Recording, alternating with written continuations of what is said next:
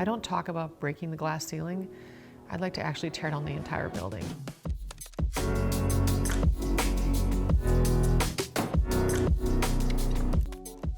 My mother came home one day with a brochure, something called biomedical engineering at Marquette.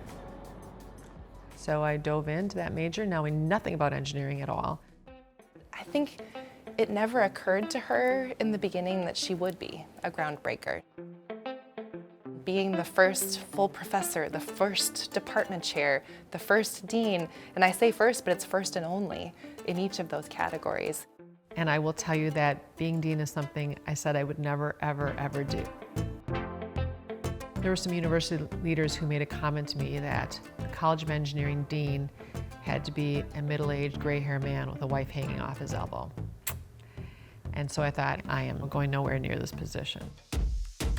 I was one of very few women going into the engineering profession at the time. It wasn't unusual for me to be in a class of 100 students, all male, and I'm being the only woman.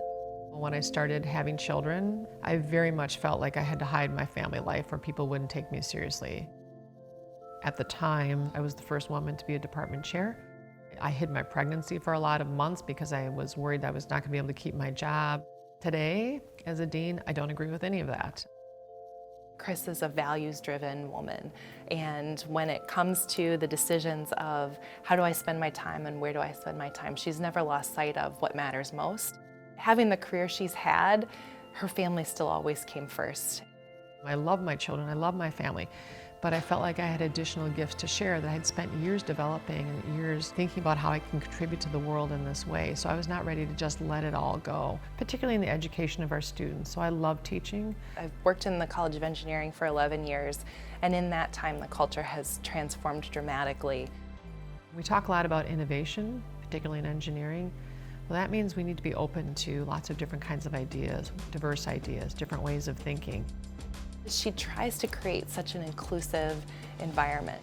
There's other populations that haven't been part of engineering traditionally, and Kris has opened our doors much wider. The number of women in the College of Engineering has increased significantly during her time as dean of the college.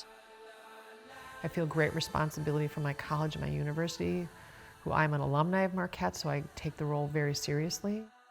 I'm going to do my best, and I'm going to try and make a difference in my profession. She has brought her true self as a ballroom dancer, as a mom, as a gymnast to the engineering field. I've always thought about how do I use my gifts, my talents, to bring something different to this organization, to this role, to this relationship where I'm creating value.